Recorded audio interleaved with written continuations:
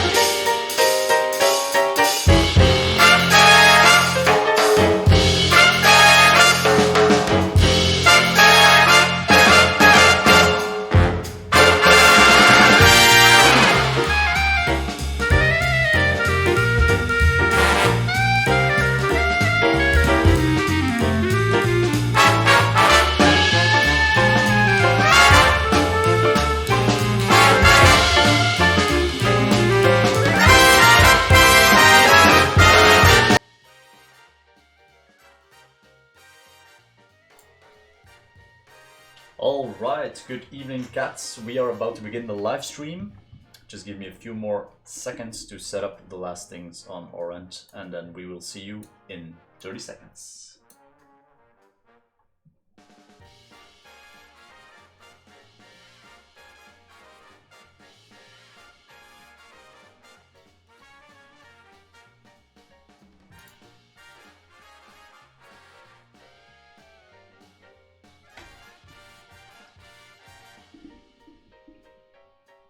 Here we go.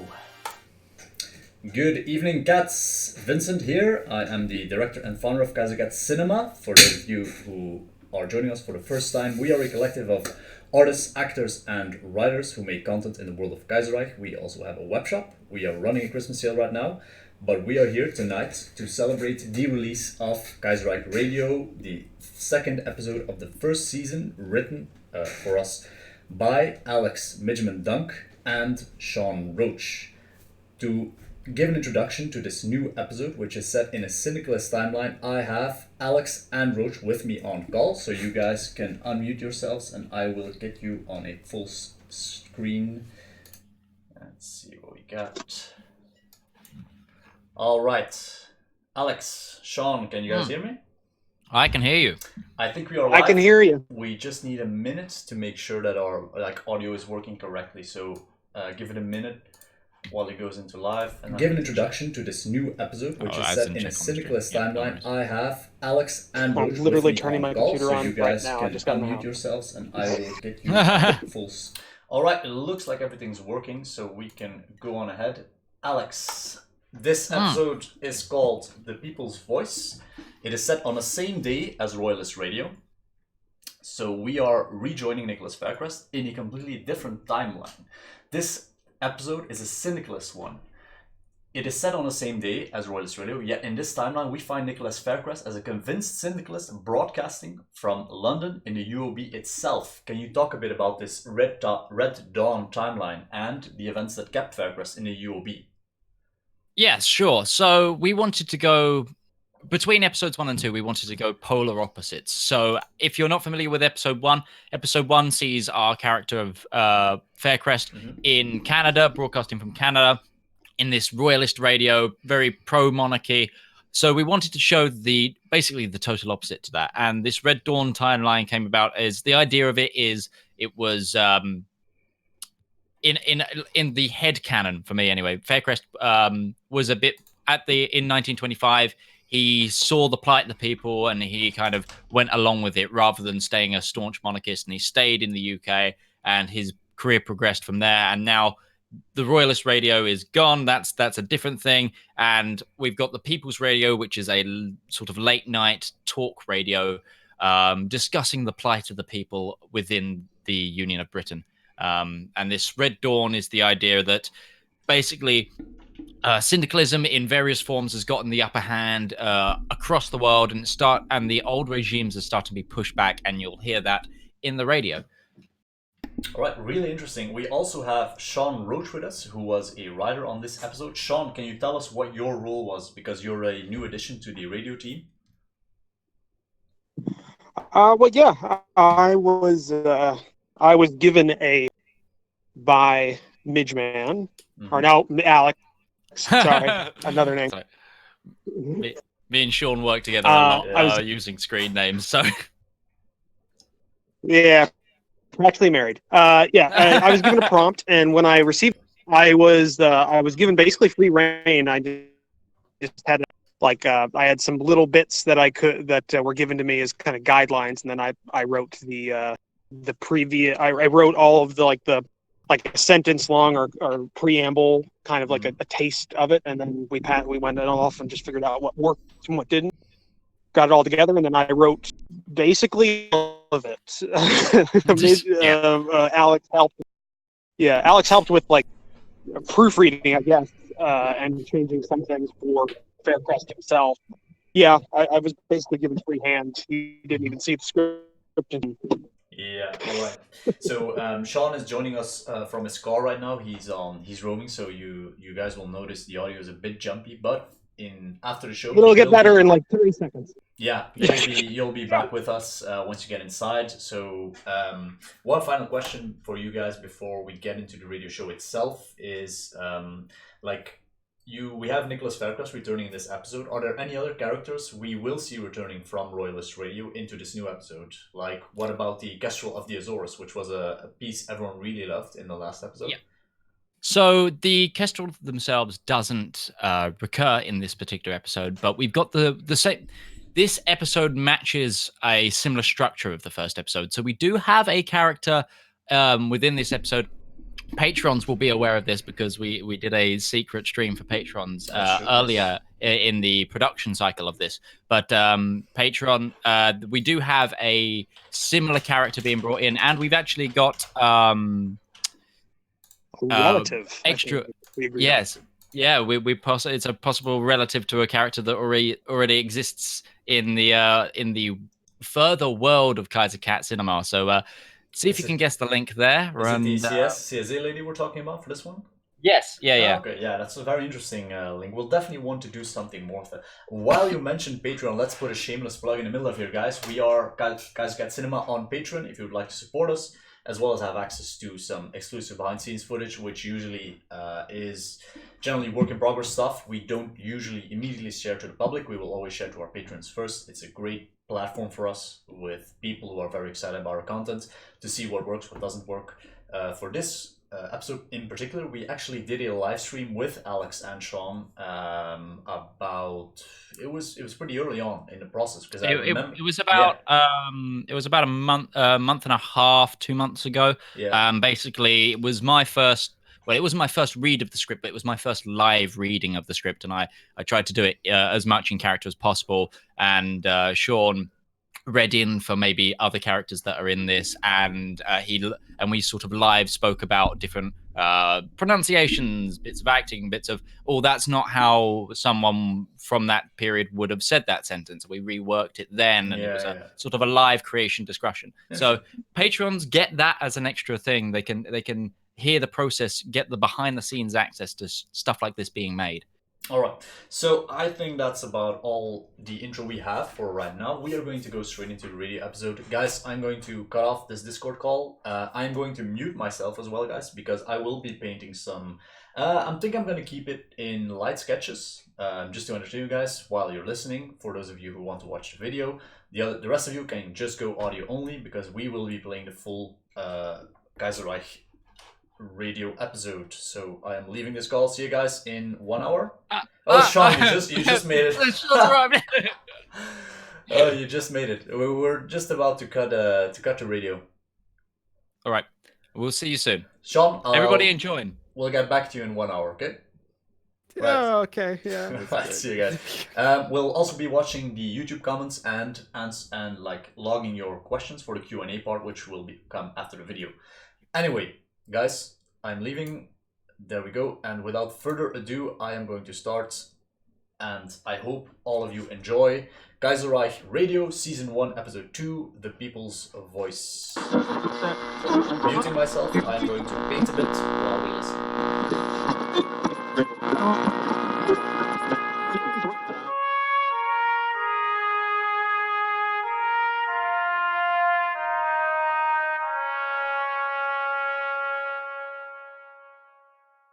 Welcome once again, comrades of the Union, as the workday comes to an end and the sun sets on our glorious island. I invite you all to sit back and hear the news of the day and listen to the music of the soul, here on The People's Voice. We begin our broadcast tonight with an ongoing domestic story we were unable to cover during last night's show. After more than 2 months of negotiation with the Trade Union Congress, the Welsh Coal Miners' Union, or the WCU, have called for a general work stoppage and strike at all coal mines in Wales. This marks the first major union strike in the Union of Britain since the 1925 general strike that sparked our glorious revolution.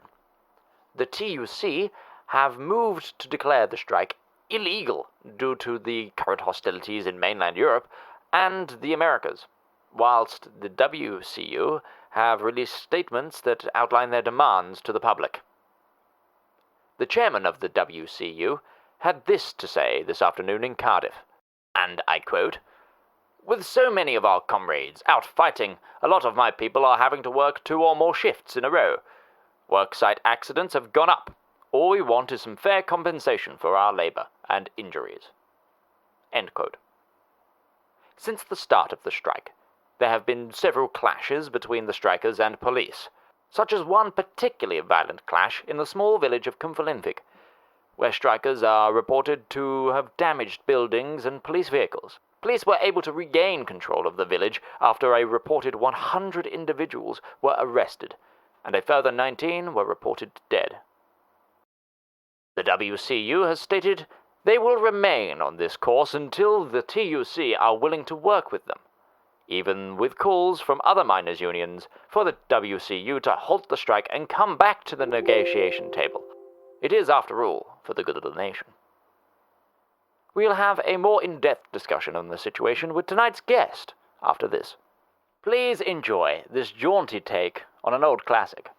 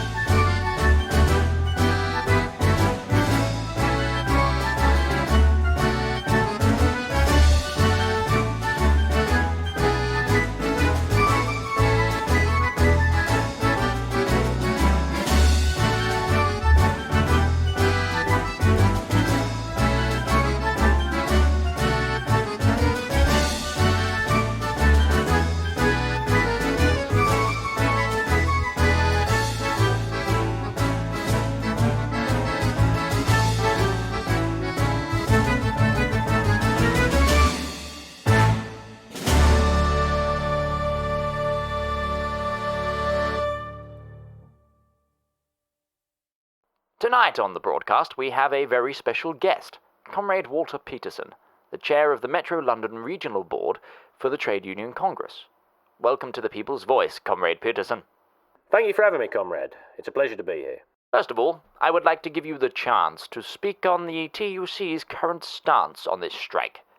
It's been reported that there is a push to declare it illegal. Is that correct? Yes, the TUC is of the opinion that with the current military situation, this strike could have the potential to severely hinder our ability to defend the nation. Remember, even with the former king dead, we are still fighting as loyalists in Canada, and don't forget the campaigns in mainland Europe. How do you respond to those that have said the TUC are hypocrites? After all, the TUC came to power during the general strike of 1925. It is absurd.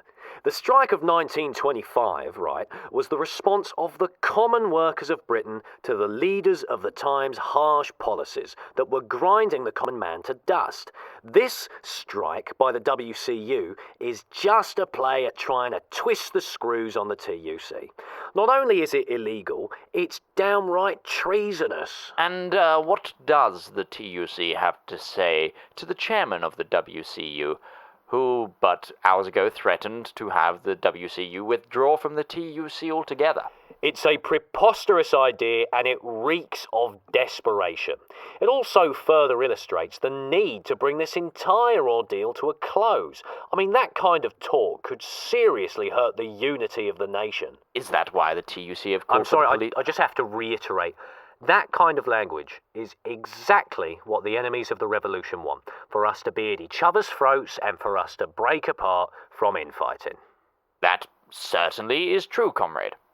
But to my question, is this why the TUC have called for the police to harshly crack down on these strikers? I wouldn't use the word harshly. I would say it's proportional. See, let's not forget the property that has been damaged in many of these striking towns. Now, the police can't have a hand tied behind their backs right now with that kind of threat. For example, that small village yesterday, Cumberlandvik. Yes, thank you. Those people didn't die due to police actions. Those people died to their own inability to perform a non-violent protest. The fault there lies with the leaders of the WCU and their totally irresponsible actions. Even more so with this Davids chap. Glow Davids, the foreman of the 9 Mile Point colliery. Yes. You know, he went as far as declaring the whole ordeal the massacre of Cumberlandvik. Yes, thank you. Now, the TUC is not blind to the tragedy of what happened, nor is it unsympathetic to the families affected. But that kind of hyperbole gets us nowhere and only further divides us. That also extends to the problems being faced by the miners as a whole. Long hours and less than safe working conditions are not something the TUC wants for its members, and it was in the process of being looked into before this whole strike nonsense. So the negotiation table is still open? It always has been. If the WCU come back to the table with an attitude toward looking for solutions and not just demanding those solutions for complex problems, then the TUC would be more than happy to continue our dialogue. I'm sure many of our listeners are very happy to hear that, Comrade Peterson. It looks like we're coming to the end of our allocated time for this interview. Do you have any parting words for our dear listeners? Yes, I do, comrade, and I again thank you for having me on. To everyone listening, whether you're at home after a long day of hard work or are still in the factory listening while you labour, this nation could not hope to exist without people like you. Every day we grow stronger because of people like you. Every day our enemies falter because of people like you. The Union is made stronger and richer every day, and one day soon we will be able to bring this peace to former enemies and walk hand in hand with all of humanity into a future of peace. Fine words, comrade. We'll be back shortly with some international news from around the globe.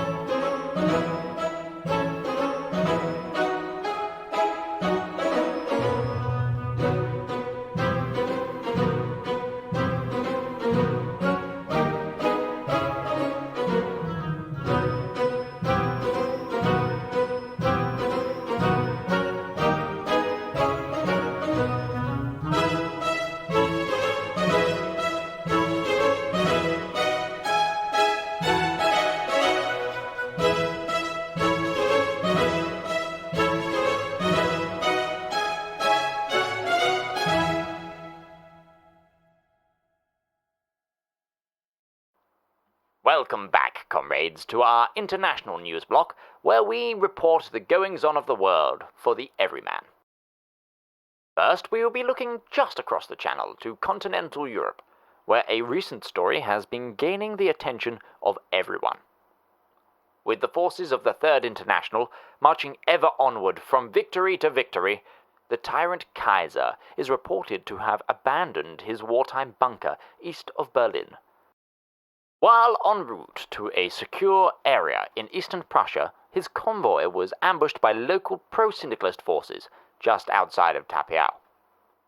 The force that has claimed responsibility for the attack call themselves the Prussian People's Liberation Army.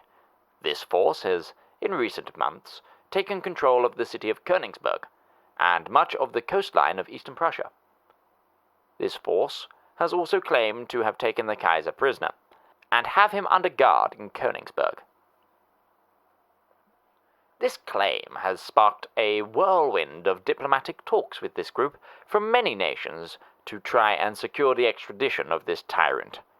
And our nation is no different. Earlier this week, Foreign Minister Clifford Allen stated the intention of the Union to push for the Kaiser's extradition to, quote, face the people's justice in the people's court. The Commune of France, the Combined Syndicates of America, and the Socialist Republic of Italy have also declared their intentions for extradition to their own court systems. This has led to diplomatic gridlock, as the Prussian People's Liberation Army has had an influx of foreign delegations and diplomatic wires it was not prepared for. This has also highlighted the currently very fluid nature of the various rebel movements in the German Empire. A somewhat humorous example of this is what happened with the Socialist Republic of Italy, addressing its requests to the Prussian People's Liberation Front, a group that, as of 4 months ago, ceased to exist after its members were killed in fighting along the White Ruthenian border. Currently, the PPLA has not indicated which, if any, nation they will extradite the Kaiser to. What is certain is the tyrant that has been plaguing this world will face justice very soon.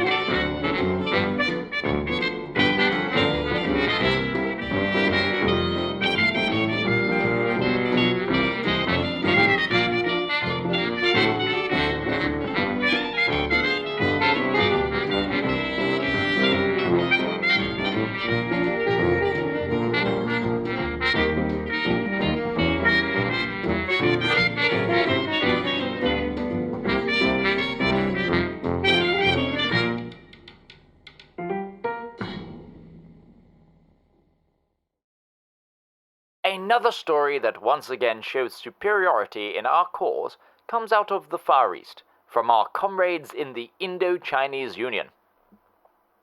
it has been confirmed that the imperialistic Japanese government has declared war on the Indo-Chinese Union. Their emperor, not simply content with unjustly ruling over the Japanese people and the peoples of China and the East Indies, has now set his eyes on Indochina. However, unlike their conquests in the Philippines and the East Indies, they have been thrown back with a ferocity matching the spirit of the people of the Indo-Chinese Union. The Imperial Japanese military launched a surprise attack, much like they did a year prior on the Philippines, aiming to destroy the Indo-Chinese Navy at anchor outside Vũng. Fortunately for the ships at anchor, a construction from the Union's past had been recently brought back into working order. A fort that began its life under the flag of the illegal German East Asia Colonial Administration, known to the world now as the Concrete Battleship. This concrete battleship sits just half a kilometer from the shore, built upon a small sandbar, with walls 9.5 meters thick, and armed with 4 350mm naval guns. This fort fired the first shots of the battle. A Japanese naval squadron moved into the territorial waters of the Union at 7 a.m. local time, as reported by naval patrol aircraft and local fishing boats. This squadron was made up of 2 fast battleships, 5 armored cruisers, and a number of modern destroyers. It is not known currently if the Japanese knew of the fort being in working order, or if they did know but underestimated its abilities. What is known is that a little after 8 a.m. local time, the guns of the concrete battleship fired, scoring a hit on one of the Japanese cruisers. Witnesses report seeing a bright flash from the ship as it was struck, and then seeing the cruiser sink slowly into the sea as 2 separate parts. Officials from the Indo-Chinese People's Navy state that the first hit on the Japanese cruiser was to the ship's main magazine, resulting in its almost instant explosion. What followed was 30 minutes of fire exchanged between the fort and the Japanese ships. The commander of the People's Navy task force that was stationed in Vũng has gone on record stating that Fort Nguyen's resistance and expert gunnery were able to keep the Japanese force at bay long enough for their ships to weigh anchor.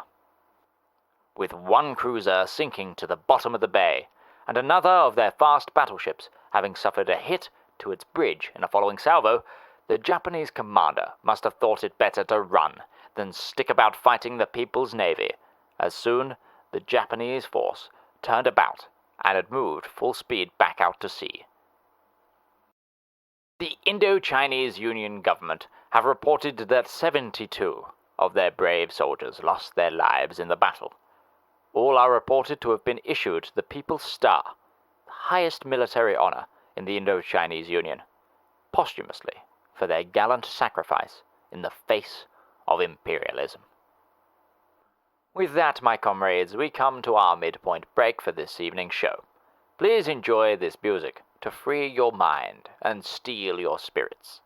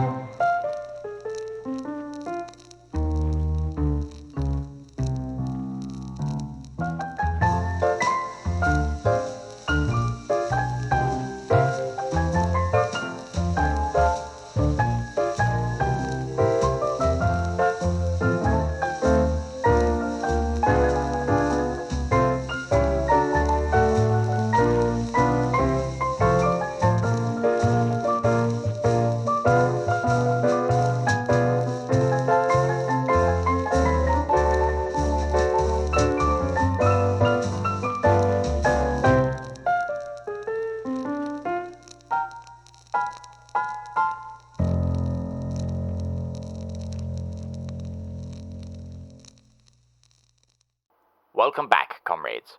Before we begin the second half of our show, I would just like to take the chance to remind everybody that, as we come to the end of the month, that many of the factory quotas are coming due. Remember, the kings and the kaisers of the world fear a nation of free and productive workers. Do not let down your fellow man and shirk your responsibilities by not meeting any quotas this month. The chains that bound our society for so long are so close to fully being broken worldwide, and we would not want to falter now. It is our duty, comrades, to work together, live together, fight together, and liberate together, for this is our union. And by working hard and meeting your quotas, you too can help free the world as honest and productive workers. On a lighter note than our last segment from Indochina, to all of our comrades in the London area, don't forget the exhibition game this weekend between Woolwich Arsenal and the Paris Red Star team. This will be the first football game in the Metro London area since the Second Weltkrieg began 2 years ago. All proceeds from this match will be going towards the Unity Tunnel project, a tunnel under the Channel that would connect Dover and Calais with a rail line. This project would finally unify our island nation with our comrades on the continent, and help to further the cause of syndicalism around the world. The game itself will be covered live on this station for all those who cannot attend.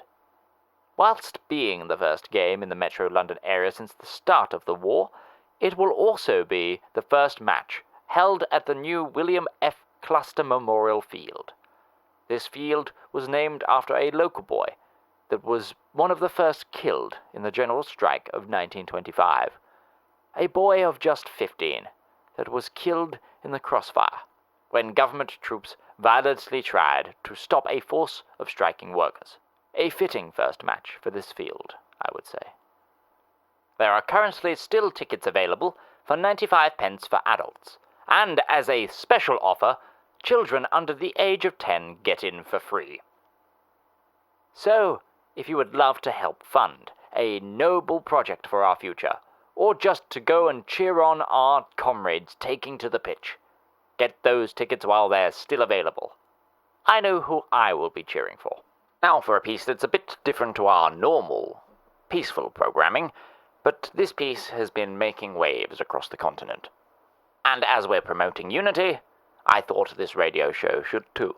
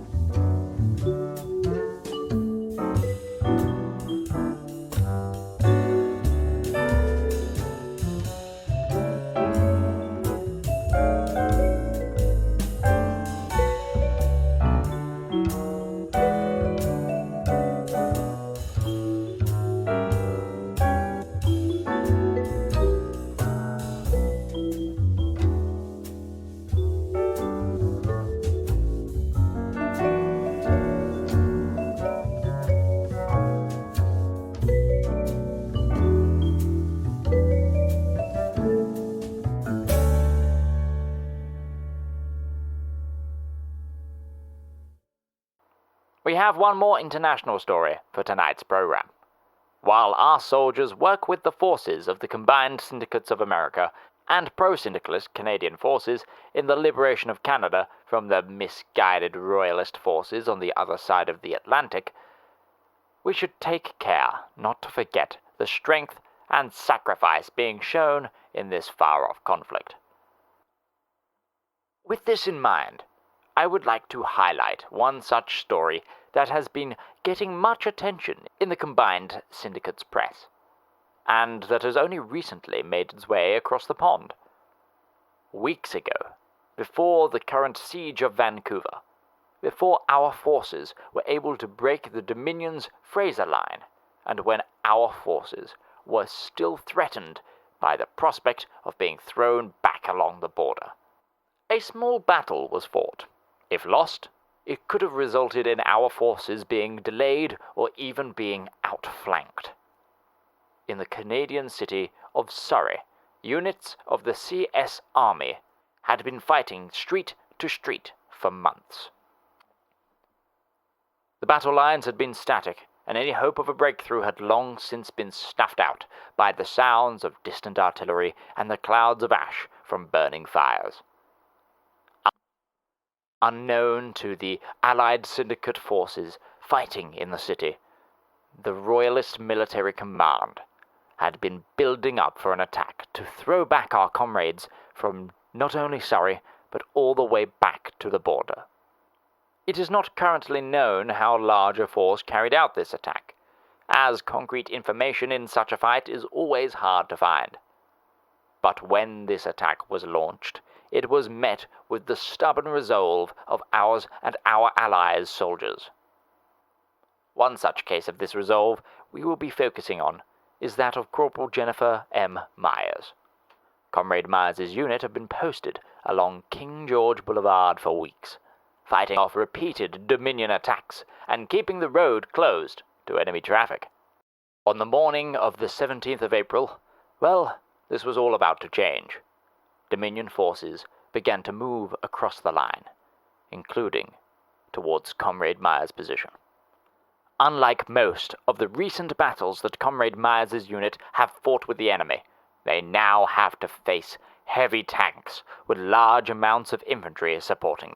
In one of the interviews Comrade Myers gave after the battle, they are reported to have said this: "We could see infantry and tanks moving towards our position, just north of the city's blown-out hospital, from 98th all the way back to 104th Avenue.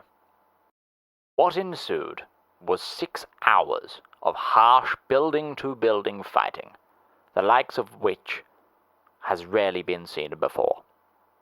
The standout moment of the battle came when a column of Dominion tanks started a determined push to break through the thin CS line.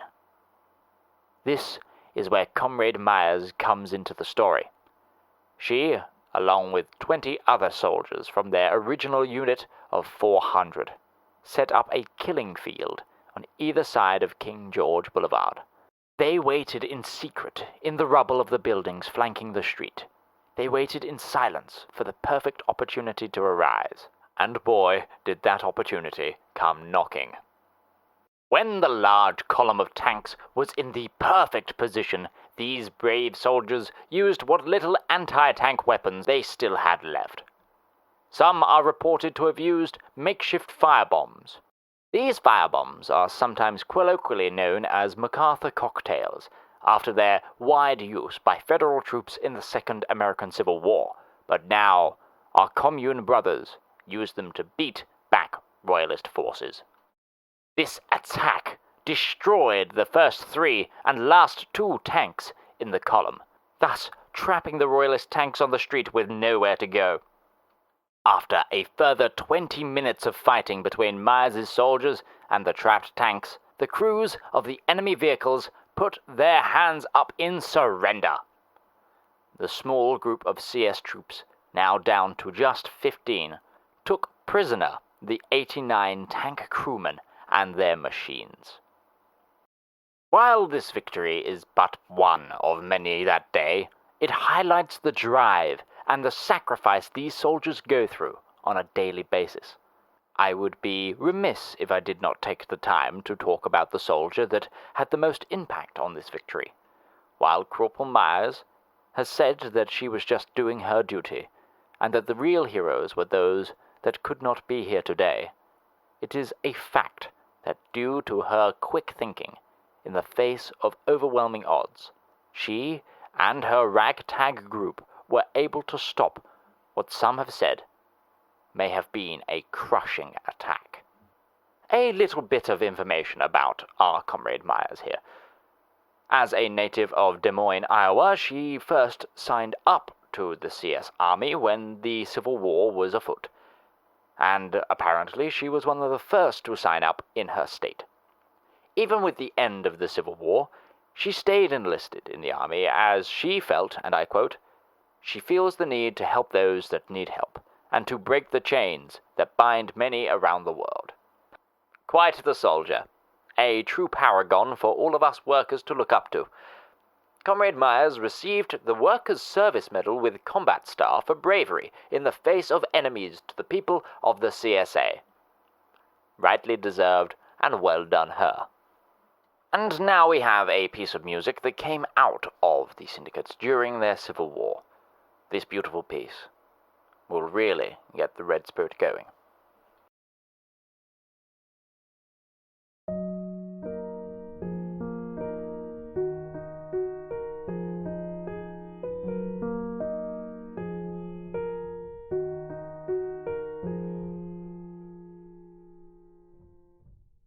They say in Harlan County there are no neutrals there. You'll either be a Union man or a thug for J.H. Blair. I'm a miner's daughter, and a miner bows to none. We'll be with you, fellow workers, till every battle's won. Which side are you on, boys? Which side are you on? Which side are you on, boys? Which side are you on? Which side are you on, boys? Which side are you on? Which side are you on, boys? Which side are you on?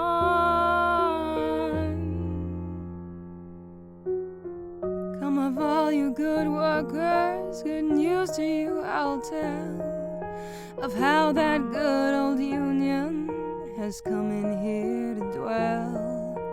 Oh workers, can you stand it? So tell me how you can. Will you be a lousy scab, or will you be a man? And that, comrades, takes us to our last story for tonight's program. A new ship has been commissioned into the Union Navy. And not just any ship. The Oliver Cromwell is not only the most modern aircraft carrier in the Union Navy, it is also the first aircraft carrier to be 100% designed by Union engineers. This is due to the fact that after our glorious revolution, many ships remained unfinished in the shipyards and slipways of our nation. This allowed our Navy to quickly grow and helped defend our fair nation far sooner than it would otherwise have. Since this time, our Navy has designed and built new classes of ships, but we were yet to produce a fleet carrier that is Union designed. Until now, that is. As of 2 days ago, the first of the Cromwell-class fleet carriers have been commissioned. These ships displace at 32,000 tons and have an effective top speed of 31 knots. What truly sets these ships apart from those that have come before it is the capacity of the aircraft which they can carry. With 55 planes in their standard complement, they have almost double the capacity of any other carrier in the Union fleet. The commissioning was carried out after over a month of fitting out and a successful shakedown cruise. It is expected that the Oliver Cromwell will join one of the many naval task forces that is currently patrolling the Baltic coast of the German Empire. It has also been reported by the Navy that the Cromwell's sister ship, the Thomas Fairfax, is on time and could be ready for commissioning in as little as 7 months. These ships, along with 2 others of their class, are expected to become the backbone of the Union Navy in the years to come. If you would like to catch a peek at this majestic ship, it will be making a small tour along the South English coast on its way to posting later this month. The Oliver Cromwell will be starting the tour from its base at Plymouth, and then stopping at Southampton, Portsmouth, Dover, and then finally resting in Chatham, where it will remain until posting. Once again, comrades, we come to the end of our show. As we begin to close out this broadcast, I would like to remind everyone that even as the enemies of our Union plot and scheme to destroy our way of life, that our nation must stand firm before these misguided peoples, knowing that one day we will bring the light to these enslaved and chained people, that one day we shall truly break the chains. Good night, comrades.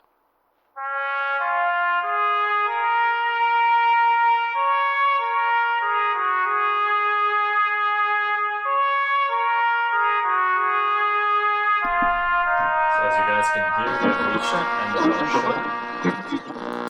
There we go. I'm going to switch us back to webcam. So thank you everyone who is still watching. That was Kaiserreich Radio Season 1 Episode 2. I have the full video up on YouTube. I will post the link in a few minutes once I can get Alex and Roach in the call and they can do the talking while I do the backend stuff. As you see, I've been working on a little piece. This is something I will probably put in the art book as a loading screen as well. I've always wanted to do some kind of scene with the Sheen Empire being ambushed by some warlords. I'm not sure which other faction it would be. I'm still figuring out this piece. So as you can see, it'll be a German armored car, lend-lease to the king, and then these guys are going to get ambushed. So anyway, I'm going to get Alex and Roach back on here. Alex, can you hear me? Yes, we can hear you. Yes, we can. Is fine. All right, so guys, on the left, that's Alex, and on the right we have Sean Roach, who was a writer for this particular episode. First off, guys, congratulations on this release. This is the second big project we've done in the Kaiserreich audio space. I'm very happy with the way it turned out. It's been a really good episode. I'm definitely looking forward to episode 3 and 4, which is also what my first question would be. So Sean, I know you are writing on episode 4 right now. Is there anything you can tell us about that one? Well, correction. I've actually written 4 is done. All right, 4's done. It's done. In terms of the writing, it is. My hands are off of it for the most part at this point. So that's things to say about it. I have not been briefed on what I can say, so you can give a general or you can give a general thing of the setting, for sure. Yes, boss. Well, actually, can I give the name? Can I give the name? Yes, give the name. Give the name. Okay, well, the name of the episode, and thank you for the mustache comments. Thank you. It is a glorious mustache. I shaved mine off at the beginning of the month, and I feel bad now. If we both had a curly mustache, it would have been hilarious. It's Kaiserreich. I have to wear Kaiser Bill. Kaiser Bill. That's true. The episode 4 is named Of Kaisers and King, which gives you a bit of an idea of what it could entail. But it will star our fair friend Faircrest. I started that sentence figuring it out and go with it. And it will also include another interview with a veteran of the Second Weltkrieg about a book. And I think that's about all I really want to reveal. I mean, everything else is a bit too much. But it does entail the one good fact. It does entail an actual real person that exists and is still alive today, and one of the stories. All right, interesting. Yeah. Alex, anything you can share about episode 3 then? Episode 3 is I don't want to actually. The episode 3 is one of those ones I want to kind of keep a little bit of a lid on, purely because it's probably the most obscure of the timelines. It is the out of the 5 with Faircrest, it's going to be the more fanciful one. Does it happen to be a timeline related to my man? Let's see if I can get my main man. It might have one of your favorite people in the entirety of the Kaiserreich in it. That's all I need to know. Cancel everything else. This is all. That one might exist. But yeah, so those two are very much like on the way, and we're very excited for them. And a lot of people I noticed in the questions. Let me just go to some of the other questions. NO, you asked about will be much done on the Eastern Reichspakt nations. I think this was a question about mainly the mod, but we can't answer really for how the mod will develop on that. But what we can say is with our production of things, I intend for the radio series to at least cover little stories from different parts of the globe. The actual radios are going to always be produced so far from English-speaking nations, at least for season 1. But we'll try to cover. Look, for example, you heard bits about Indochina in episode 2, and in episode 1 you heard about Portugal, and there was bits about the Azores. And such and the like. So we'll try to get little bits of lore and little moments to wet your history whistles throughout the series from everywhere, as much as we can. But yes, I think that answers that as a question. I think so. There are bits in this one about some Eastern Reichspakt nations, not directly, but I mean they are mentioned. So yes, things are coming about, and I do think some of them more are mentioned in 4. I think it's been a month since I wrote it, so I don't remember everything off the top of my head. So episode 3 and 4 is what you have in active development right now. So where's episode 5 at, for example? Episode 5, which is going to be our mid-season finale, is currently in the storyboarding stage in terms of basically discussion of what content we want in it, where we want to go with it. We want to do something relatively much more individual compared to the first 4 episodes of the series. We want to make it really stand out before we move on to the latter half of the series, where we'll explore maybe different characters. Yeah. By the way, shout out to the person who is watching the live stream. He always manages to pop him in on top of my DM stack over here on the left. So he's always he's always cameoing here. It's really hard to keep him out. Shout out to Chris. Has also been a patron for a very long time. So yeah, are there any other questions you guys have written down that we got from the live chat while this episode was running? Yeah, we've had Alex got a few. I got a few in. Yeah, I was unpacking. Pete Magnuson, what sort of settings, ideologies do you think we'll explore in future episodes? We're hoping to get a good range of everything. Like we said, we are focusing. Yeah, we're trying to focus on English-speaking nations for now, but the ideologies are in a bit of a free flow. We've got plans for we've got the first 10 episodes, which is this first season, completely sort of pathwayed, so we know where we want to go with them. We don't exactly have them storyboarded, but we have we have a paragraph. It's we paragraph. have of like a basic setting idea, which kind of covers ideology or things that might have happened in that world.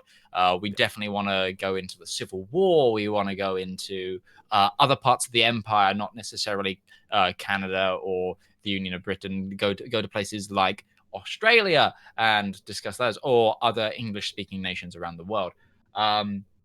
Season 2, if we get to that sort of point, we'd then maybe look even further. But definitely there will be a wide variety of ideologies and settings, hopefully, in this season 1. Yep. We've already answered Carol Fan 27, which was what is the next planned episode of Radio Kaiserreich. But we answered it very vaguely. You'll just have to stay tuned with that one. Body counter, how many episodes per season of Radio Kaiserreich will there be, and what will determine a new season? Does each season transition to a new narrator? Now, the current plan is for season 1 to be 10 episodes, 5 of which are the what I call the Faircrest arc. We're hoping that's kind of, and then from then on, it's going to be a lot more. We're basically, the idea is that each season will be a year, and then further seasons will look at a different year with that season being the same day in that year. Because the idea is that it's different timelines poking in at the exact same point, and but there will be a variety, hopefully, of narrators in this season alone. Like that's what we're hoping to go to, especially after episode 5. We're going to progress into other narrators, get some other actors in and spotlight that. Also, can I just quickly shout out to the other actor that took part in this episode? It's a young actor by the name of David Daisley. Is a friend of mine. He actually came on last. He did amazing, and he was the one that played Comrade Peterson. He came in last minute, managed to whip that out really quickly. Save the episode. He basically saved the episode, and massive shout out and thank you to David. Trained under the year below me at the same place, and he did great. I didn't expect the accent, and he did great with it. Yeah, he's fantastic. It was really strong, yeah. So yeah, quick shout out to him. I know. We'll do the same on Twitter probably tomorrow. When is it? Or is it after the stream that the? I've just released the video, so we're fully okay. Public, yeah. So we're fully public. Okay, yeah. I will send the social media people the right things to give him a bit of a shout out. But just another thank you to him. And then it's a question to actually I'm going to put to all 3 of us that has been asked is from Pete Magnuson again. What is our favorite bit of the radio show so far? I'm going to open this episode 1 and episode 2. We'll do like one favorite moment from each episode. Mm-hmm. I'd have to say from episode 2 for me, doing that duologue, that interview with Walter Peterson, that was probably my favorite part of episode 2. Yeah. And then episode 1, I really liked the Azor story. I really liked doing that. That was good. I really enjoyed it. Just cheesy enough too with the with the music. Little drum yeah. We get a little Foley guy in the background. The drums was me just with a synthesized drum kit going. It was in production. A bit of an insider there. So I actually agree with both those points. I think the interview was really strong, and the Azores part was really cool as well. The Azores part, especially for its sort of boisterous nature. What I loved about this interview, and then the first time we did this was with you and Sean reading off the sheet. And even then, I was then monitoring the Patreon live stream. I was driving. And we had it up on the car radio, and I remember telling my girlfriend Helena, telling her like, "Oh my, this is a really dark interview. Like the undertone of the way he sort of cuts into, and like if the miners would not have he sort of frames it as we did the right thing by shooting the protesters. Like it just dips into this very I will put one thing on here because that was a very sticking point with when I was writing it and I was running it by a couple of people. At no point does he says the protesters were shot. They were just declared dead. Yeah, They were just declared dead. Yeah, Unfortunately, there were some deaths. How that happened? The state holds no opinion on how they died. Opinion on how they died. So you get Exactly. You definitely get that sort of George Orwell 1984 like double speak, wrong think. Sort of that's definitely the vibe I was getting. And what's interesting about that is historically there's been a very strong set of 1984 references in Kaiserreich. Australasia being the most frequent one, but the idea is that certain events and timelines, Pali being among them, essentially turn your world into 1984, so making Kaiserreich the prequel to that thing. So that's sort of where you start dipping into that really dark takeover, Airstrip 1, Eurasia stuff. And I absolutely love that reference. Like, I think it's really cool for us to sort of connect with other works of fiction in that space. Yeah, I really love in my A level back. Oh god, that's 5 years ago now. For my A level in English, I decided to make my focus dystopia and utopian literature. So 1984, basically the entire works of George Orwell, and loads of the things like that. And I went all the way back to like what's the Russian one that inspired 1984? But even so, I love all of that stuff. So I really, when Sean came to me and said, I don't want people to exactly know if what's being said in this radio broadcast is true or not, I was like, yes, go for it. That's like the perfect sort of idea for it. There's like just harder than you think. Yeah. Because but yeah, Sean, what's your favorite parts of the 2 episodes so far? See, I'm biased because obviously You wrote episode 2. I and wrote I wrote episode 1, so it's not that true. biased. It's about as biased as I am. Okay, I'll say this because the thing about me is it's not the individual stories as much for me. What I liked about the first one is I liked the feeling that I got from listening to it, as most like the voiceover from Faircrest really sold it. You really sold the I'm in 1941 and I'm listening to an alternate history, like I'm in a Man in a High Castle watching a film reel or something like that. Spoilers. That came from another timeline. Edelweiss. Yeah.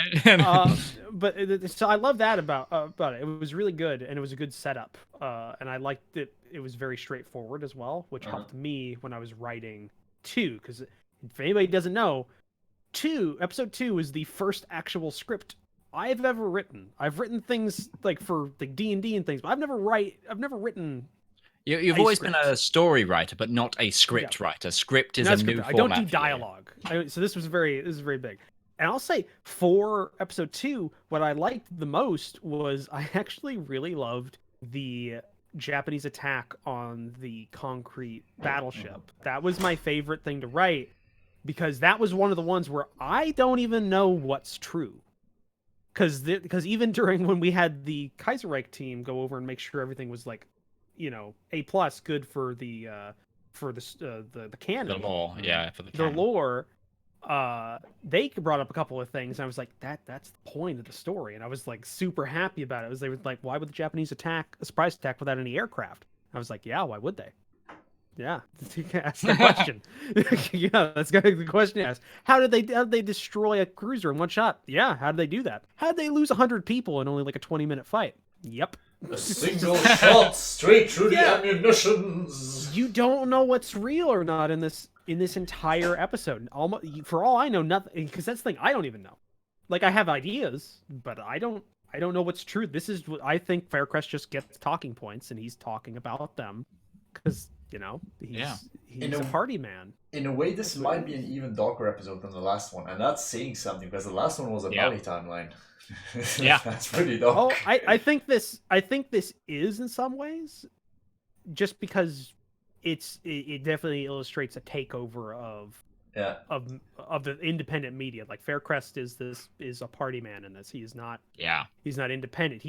And you have to ask, are the questions he's asking in that interview his own questions? Mm-hmm. or is he just being given a script? In the interview, I think they are. I think that's the only time we hear Faircrest's own opinions come into it slightly, and it's not even in what he says; it's more in the intonation.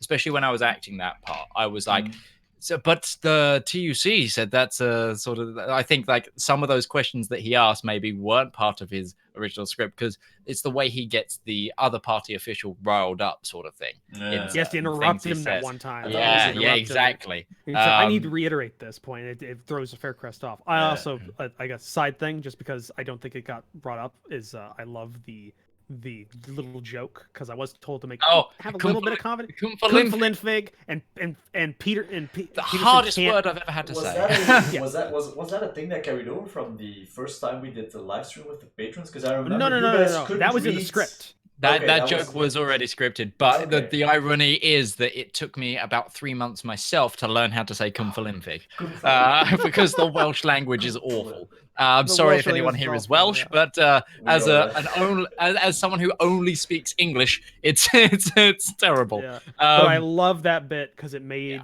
I think it illustrated the point. Because originally I wanted Peterson to be a very posh sounding kind of out of touch guy, but I think it even works better when he sounds working class, but he's in this he sounds like that guy from the Chernobyl series, who's that party man that the female scientist goes to, and she goes, "You worked at a shoe factory." Yes, and he raises a glass after he raises a glass of drink. That's right. Isn't communism great, basically? And he takes a drink. That guy, and I think Peterson's that embodiment of that. He doesn't give a crap about this. He's just here to talk a point, and he didn't rehearse the way of pronouncing a very important name for the story because he doesn't care. And who's gonna call him out on it? Yeah. Faircrest didn't. He's just kind of okay. Yeah, we need to do this. We need to do this so we don't get shot. Come on, just say it. Whoa! We're not allowed to say that though, Roach, because the party might come and get us. That's very true. A point I want to go back on actually is about the Indochina story, and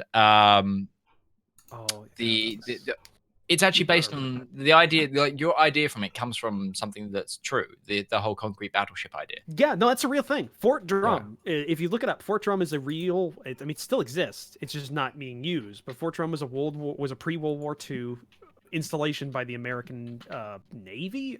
One of the branches. I don't know who mans Navy. Wasn't it a Marine? Was it a Marine base? I think. I don't know. It might be Army. It might be a Navy. But it was in the Philippines, and it was one of the last places other than Bataan that was still fighting when the Japanese took over. And all the stats are basically exactly the same. The guns are a little smaller, and the concrete's a little bit thinner in the one from our story. But I thought it made sense because you need that kind of protection in like a very important port, far away from your home. Which I think, the Germans would totally do that. And if they got pushed out, the Indochinese would definitely man it. And exactly what happened with Japanese. They took it over, they manned it, and a little morbid, the only way that the Americans were able to get them out of it was they poured jellified gasoline down the oxygen down the oxygen inlets and set it on fire. Because they couldn't get the Japanese out of it. It was so tough. Even if they shot all the guns off and blew everything out, they just could not get them out of there. And so it's a real thing. And I think that's where stories for alternate history are best, is if they borrow from real life. Because there's a couple of questions more that we've got just to move it on a little bit. DePrusen asks, will there be any radio events added to Kaiserreich, such as and he gives some examples. I don't know is the answer to that, but I would love to see little stories that we mention in these radio broadcasts become little flavor text in Kaiserreich. Oh, like little pop-ups, just like Earhart or something like that. Yeah, so, like the Earhart ones, like some of the new cool ones. That would, I think, I think that would be really. That to me, that would be like. They like us. Validation. So validation. But we can't say if it would in. That really depends on the Kaiserreich developers themselves. Like if someone gets inspired by this episode and wants to put a few flavor events in, and he gets to go ahead from his region head, that would be great. Obviously, we do not represent the Kaiserreich mod directly. We actually work under the Kaiserreich mod, as in we go to them and check our lore against the content we want to make. So the idea of Kaiserreich Cinema has always been we want to be a collective of artists that essentially sort of we run the web shop, we use the profits to invest in more Kaiserreich content, so we can have this really cool stuff like the licensed music, the original soundtracks we've made, all the artwork. We're getting ready for the book now. But we do not work on the mod directly. This is a misconception. What we do is we send our content to the mod, and they're free to use it however they see fit. However, that doesn't make it official art. Usually, everything goes in as a loading screen because obviously, like it's fully produced and ready. As you can see now, all the China pieces have been included in the China read. I've also put them on the Reddit. I will also put them on the web shop a little bit later on when we actually release the videos. But it really depends on like if a dev wants to pick up on that. Yeah, it's not a definite. We are just people who love the universe and love playing in the universe, and we want to help fans it too. as much. Yeah, we're fans too. This is a fan service essentially. We are the people that go, yeah, we really like that. Can we do something with that? Yeah, let's.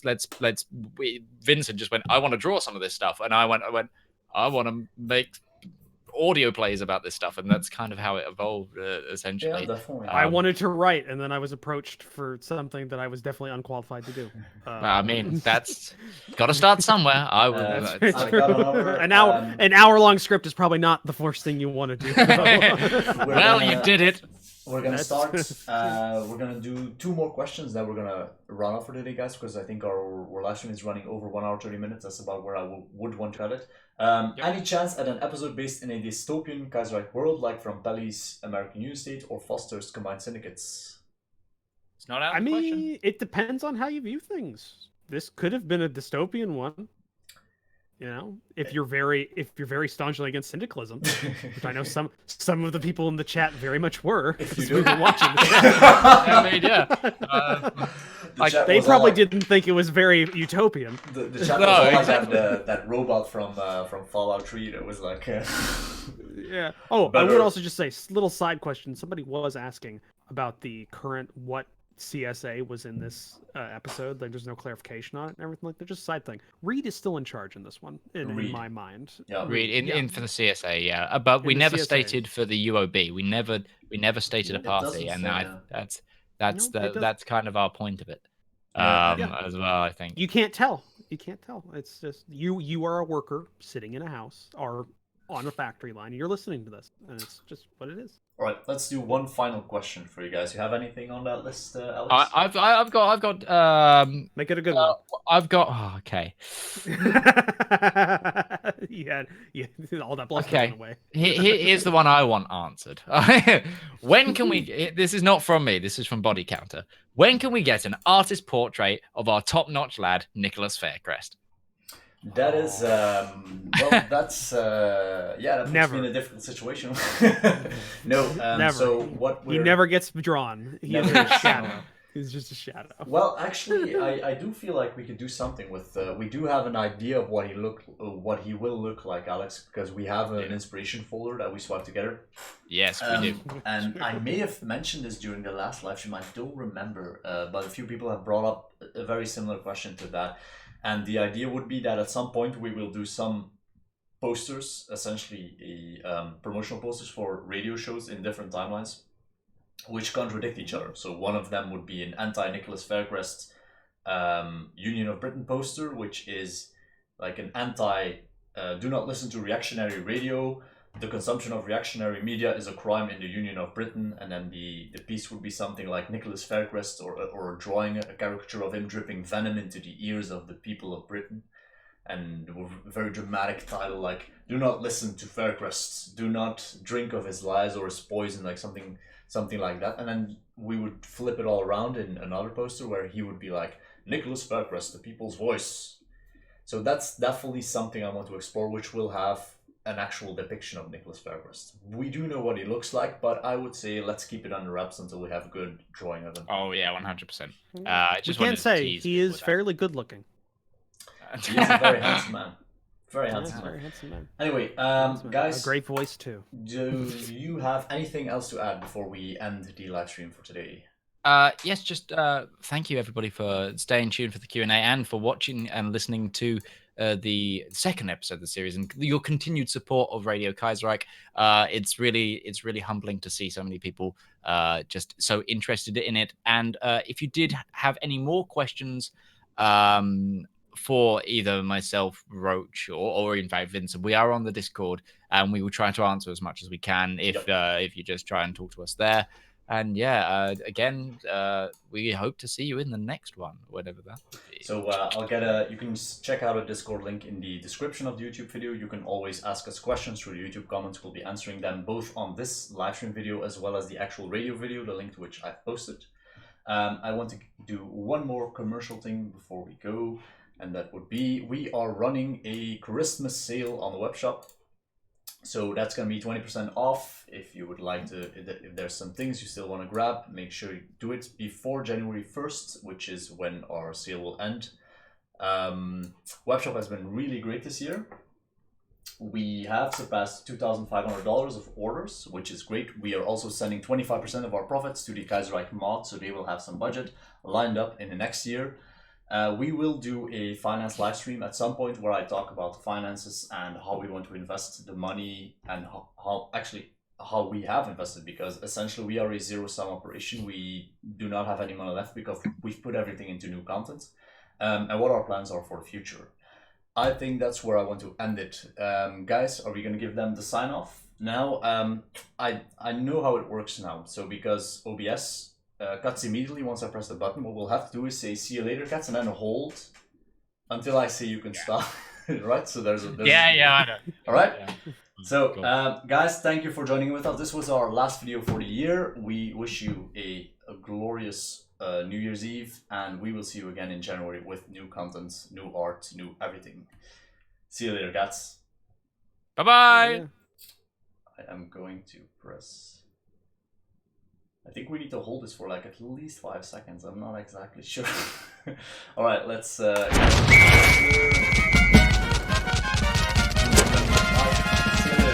waiting for the